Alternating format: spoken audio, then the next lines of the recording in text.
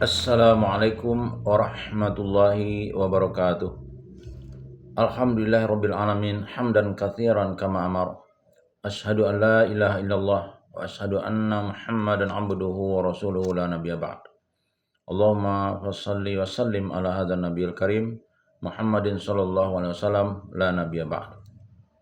Bapak-bapak, ibu-ibu yang berbahagia serta generasi muda yang saya sayangi. Baiklah, pada kesempatan yang berbahagia ini kita akan melanjutkan membaca buku Madrasah Ramadan, Cara Menyambut dan Mengisi Bulan Ramadan Agar Lebih Bermakna, Dr. Aid Al-Qarni. Bismillahirrahmanirrahim. Duka dunia Islam di bulan Ramadan.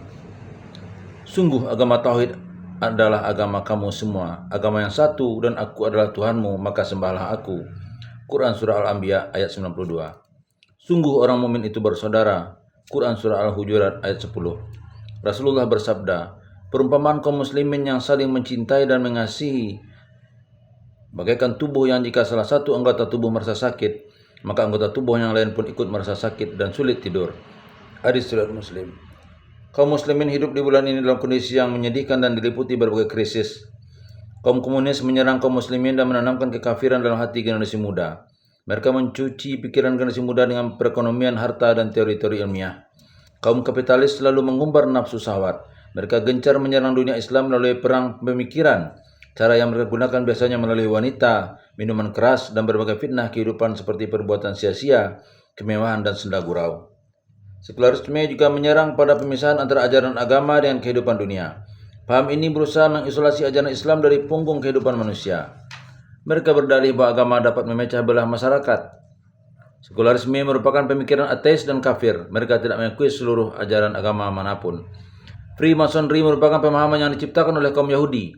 Paham ini datang untuk menghancurkan ajaran-ajaran agama, termasuk di dalamnya ajaran Islam. Secara lahir, paham ini menyerukan kepada persatuan berbagai etnis masyarakat.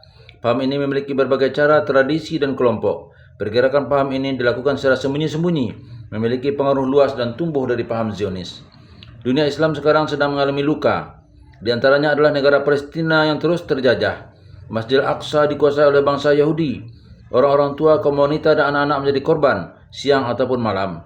Palestina tampaknya tidak akan kembali ke tangan kaum muslimin dengan menggunakan kekuatan seperti yang dimiliki Umar bin Khattab, keberanian seperti Salahuddin, dan kejujuran Ibnu Taimiyah. Negara Afghanistan hancur, rakyatnya tertindas, kotanya hancur berantakan. Masjid-masjid yang ada di negara tersebut dihancurkan oleh musuh-musuh Allah. Ribuan pengungsi tidak memiliki tempat berteduh, sepotong roti, air, dan pakaian.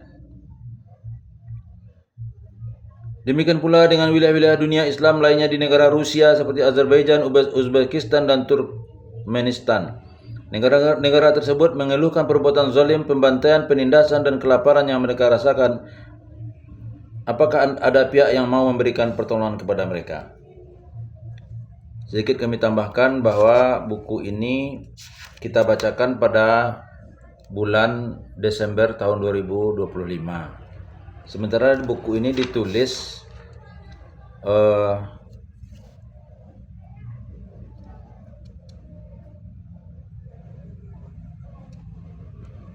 cetakan pertamanya adalah Agustus 2006.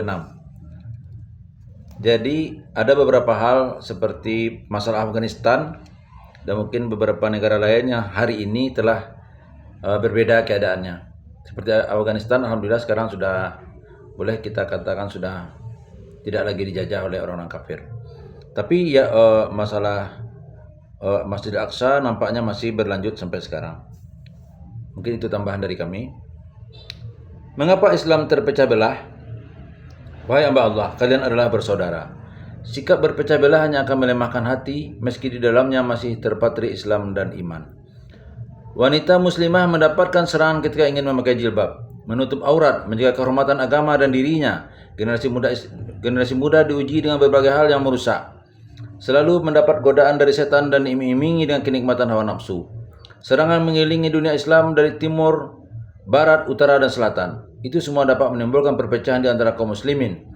Perpecahan ini mengakibatkan terputusnya barisan persatuan kaum muslimin dan terurainya kesatuan mereka. Lalu sikap apa yang seharusnya diambil oleh seorang muslim? Hendaknya ia selalu mengingat saudaranya sesama muslim di belahan barat ataupun timur. Yang dituntut dari seorang muslim adalah berusaha menghadapi tantangan besar ini dengan menggunakan seluruh kemampuannya untuk menyadarkan saudara sesama muslim untuk sama-sama menghadapi bahaya tersebut, yaitu dengan cara menyatukan kaum muslimin agar berada dalam satu barisan. Kaum muslimin harus disadarkan tentang musibah yang sedang dihadapi oleh dunia Islam. Seorang muslim hendaknya sungguh-sungguh berjuang dengan segenap jiwa dan hartanya. Jika dia tidak sanggup berjuang dengan mengorbankan jiwanya, maka hendaknya membantu saudaranya semua muslim dengan hartanya demi membela agama Islam. Hendaknya memperbanyak doa setelah melakukan salat di waktu malam dan di saat doa dikabulkan agar kaum muslimin memperoleh kemenangan dan dapat tetap hidup di muka bumi ini. Seorang muslim juga hendaknya selalu menyeru untuk bertakwa kepada Allah. Musibah dan bencana yang kita alami adalah karena perbuatan dosa dan kesalahan yang kita lakukan. Dan mengapa ketika kamu ditimpa musibah pada perang Uhud, padahal kamu telah menimpakan kekalahan 2 kali kepada musuh-musuhmu pada perang Badar, kamu berkata, dari mana datangnya kekalahan ini? Katakanlah itu dari kesalahanmu sendiri. Itu dari kesalahan dirimu sendiri. Sungguh Allah Maha Kuasa atas segala sesuatu. Quran Surah Ali Imran ayat 165. Di bulan Ramadan umat Islam biasanya memperoleh berbagai kemenangan. Akan tetapi tahun-tahun belakangan ini ketika risalah Islam melemah, kita hidup di bulan Ramadan dalam keadaan berduka, bersedih, tertindas dan terzalimi. Jika saja kita mau kembali kepada ajaran Allah, niscaya kita akan memperoleh kemenangan. Hai orang-orang yang beriman, jika kalian menolong agama Allah, niscaya Dia akan menolongmu dan meneguhkan kedudukanmu. Quran Surat Muhammad ayat 7. Dan kemenangan itu hanyalah dari sisi Allah. Quran Surah Al-Anfal ayat 10. Jika Allah menolong kamu, maka tak ada orang yang dapat mengalahkan kamu. Quran Surah Ali Imran ayat 160. Ya Allah, kami memohon kepadamu kemenangan yang telah Engkau janjikan. Ya Allah, teguhkanlah kami dan berikan pertolongan kepada kami dalam menghadapi kaum kafir.